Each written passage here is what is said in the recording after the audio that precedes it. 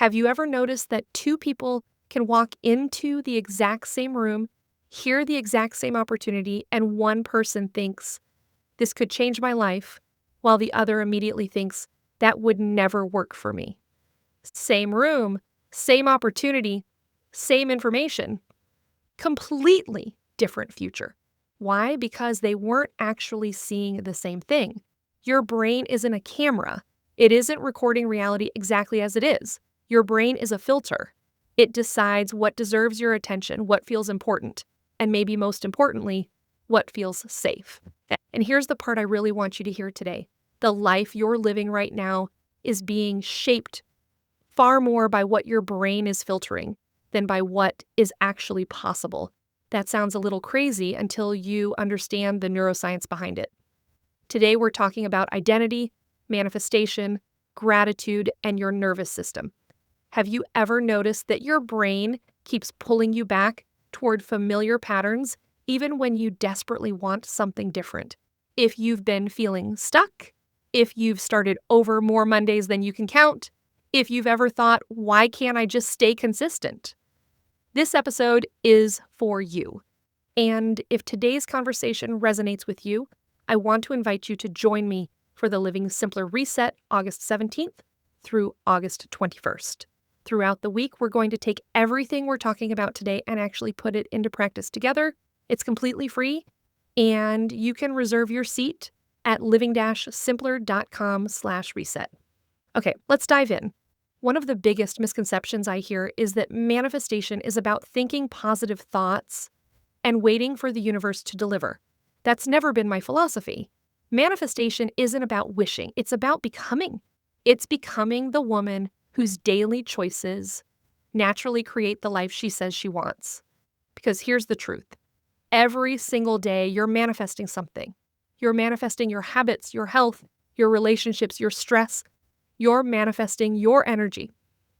We all often hear that professional athletes have often played their big games all the way through in their heads and visualize the win at the end. The reason? They are literally programming their brains to seek out the desired end result. For most of us, our brains are running the same programs over and over and over again based on what we were taught and adopted in our childhood and past experiences, and we often don't even know it. Your future is usually the result of your repeated actions and decisions, and those repeated actions and decisions come from your beliefs, past history, and identity. If your parents often said that money doesn't grow on trees, you likely have a fear of lack and scarcity. If they didn't value health, it's likely you don't either. It doesn't mean that your parents woke up one day and said they were giving you bad programming. It means they often gave you the programming their parents gave them. It is only through recognizing those beliefs that we can change them. That's a core idea we explored during the reset. Change happens as you practice becoming through small, consistent choices, rather than trying to become someone new overnight. Think of your brain like the GPS in your car. Imagine you type Chicago into your GPS. Every turn, every direction, every recalculation, every suggestion will move you toward Chicago. Your brain works the same way. Your beliefs become the destination. Your thoughts become the directions. Your choices become the route. So if somewhere deep inside you believe, I'm always exhausted, I'm never consistent, I'm bad at taking care of myself, I'm always going to struggle with my weight, your brain works hard to prove you right, begins navigating toward proving those beliefs true, not because it's trying to hurt you, because your brain's number one job is not happiness, it's survival. And survival depends on prediction. Your brain is constantly asking one question. What should I expect next? Neuroscientists call this predictive processing. Your brain is always making educated guesses about what is about to happen based on what has happened before. That's incredibly efficient. If you've touched a hot stove before, your brain predicts danger before your hand even reaches it. That's the gift of experience, but here's where it becomes challenging. Your brain doesn't only predict physical danger. It predicts emotional experiences too: rejection, failure, embarrassment, disappointment, being judged, being seen. So when you decide, and I'm going to start taking care of myself, I'm finally going to prioritize my health, I'm going to launch that business, I'm going to ask for help, I'm going to stop people pleasing, your brain doesn't automatically celebrate. It asks, have we done this before? And if the answer is no, your nervous system often interprets unfamiliar as unsafe. That is why so many women feel themselves pulling back just as life begins changing. It isn't because they lack motivation or aren't disciplined. It's because their nervous system is trying to return them to familiar territory. Familiar doesn't necessarily mean healthy. It simply means known. I think that's one of the most freeing things you'll ever learn. Your brain keeps you in the same loop, even if that loop sucks. Why? Because it's predictable. Think about someone who has lived in the same neighborhood for 20 years. They could probably drive home with their eyes closed. Every stop sign, every turn, every speed bump. They don't have to think anymore. The road has become automatic. Your brain creates roads exactly like that. Every repeated thought strengthens a pathway. Every repeated behavior makes that pathway easier to travel. That's neuroplasticity. Your brain physically changes according to what you repeatedly practice.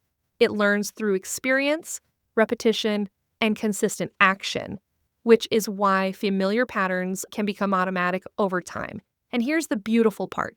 If your brain learned one pathway, it can learn another. One of the most repeated statistics in personal development is that 95% of our daily behavior comes from the subconscious mind.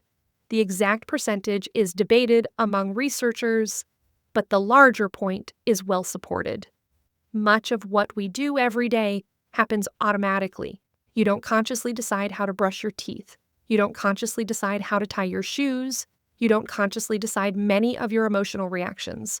Your brain conserves energy by turning repeated behaviors into habits. It is designed for efficiency. But it also explains why change can feel so difficult, because you're asking your brain to stop taking the familiar highway and suddenly drive down a dirt road through the woods. Of course it resists. It has never been there before. That's why I don't believe lasting transformation begins with asking, what should I do? I think it begins with asking, who am I becoming? That's a question I want you to sit with today. Not, how do I lose weight? Not, how do I eat better? Not, how do I become healthier? The question I want you to ask yourself is, who am I becoming? Because every decision casts a vote for your future identity. When you choose protein at breakfast, you're casting a vote. When you go outside for 5 minutes of morning sunlight, you're casting a vote. When you go to bed instead of scrolling, you're casting a vote. When you decide to speak kindly to yourself, you're casting a vote. No single vote determines the outcome, but thousands of votes absolutely do. I think of identity like building a brick wall. No one walks past a construction site after the first brick and says, wow, look at that beautiful house. It's one brick, then another, then another. Eventually, something remarkable appears. Identity works exactly the same way. One promise, one decision, one conversation, one workout, one meal, one deep breath, one act of courage, and eventually you become the woman who naturally does those things. One of my favorite questions is, what would the woman I'm becoming choose next? Not next year, not next month, not after vacation, not after the kids go back to school, not on Monday. What's the next decision today? Because your future doesn't arrive all at once. It arrives one decision at a time. Now let's talk about gratitude. I don't think we can have a complete conversation about nervous system, manifestation, or identity without also considering gratitude. I think gratitude has been misunderstood for years. People hear gratitude and they think, I'm supposed to pretend everything is wonderful. No, that's toxic positivity. That's not what gratitude is. Gratitude is training your brain to notice resources instead of only noticing threats. Remember, I told you your brain is a filter.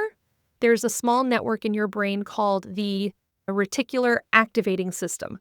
or the RAS, it acts like a gatekeeper. Every second, your senses collect an overwhelming amount of information, millions of bits. Your brain cannot consciously process all of it.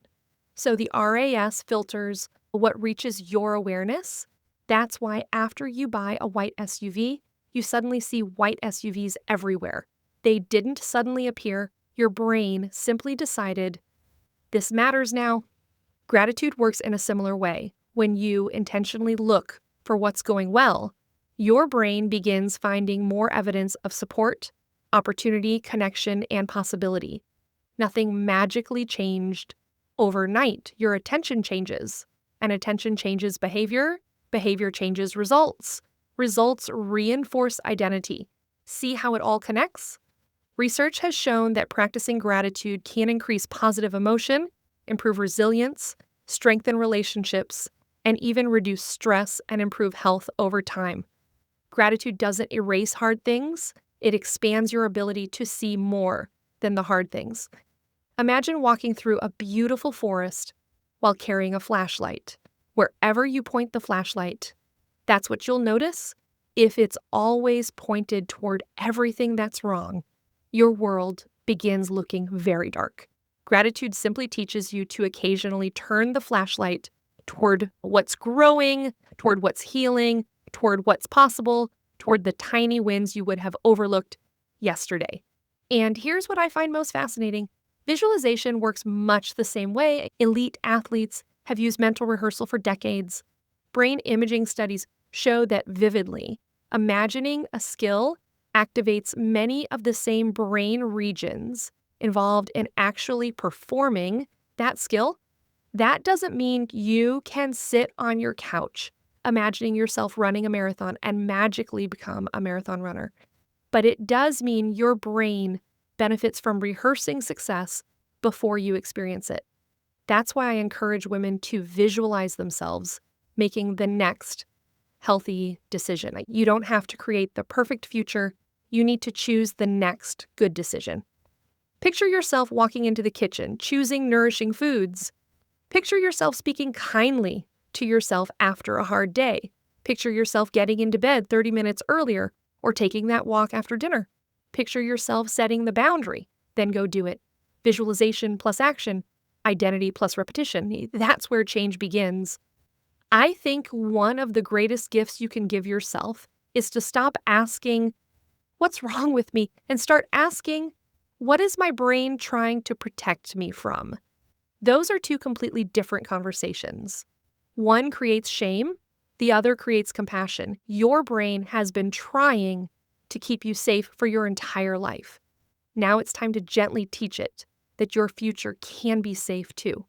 Safe to rest, safe to nourish yourself, safe to dream again, safe to become healthier, safe to become stronger, safe to become the woman you've always hoped you could be. And here's what I want you to remember. When this episode ends, and is what Living Simpler stands for, your future isn't created with big changes overnight. Those typically sustainable. You create a new future and a new identity with the next decision. For me, one of my big decisions was that I would get up and walk outside first thing every morning.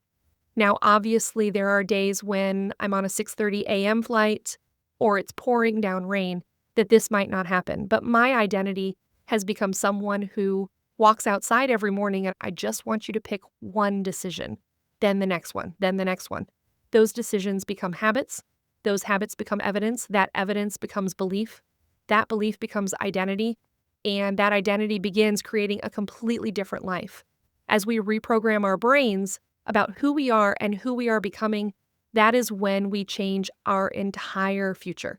If today's episode spoke to you, I would absolutely love for you to join me for the Living Simpler Reset. We're going to spend 5 powerful days together diving into the nervous system, hormones, metabolism, nutrition, identity, habits, and the practical tools that help you finally work with your body instead of constantly fighting against it. And we're going much deeper into everything we talked about today. And my goal is for you to leave with a completely different understanding of why change has felt so hard and what actually works. The reset begins August 17th and runs through August 21st, and this time it's completely free. Reserve your seat today at living-simpler.com/reset. I can't wait to spend that week with you. Until next time, remember this: your future isn't built by one extraordinary moment. It's built by the ordinary decisions you make today. Choose one that your future self will thank you for.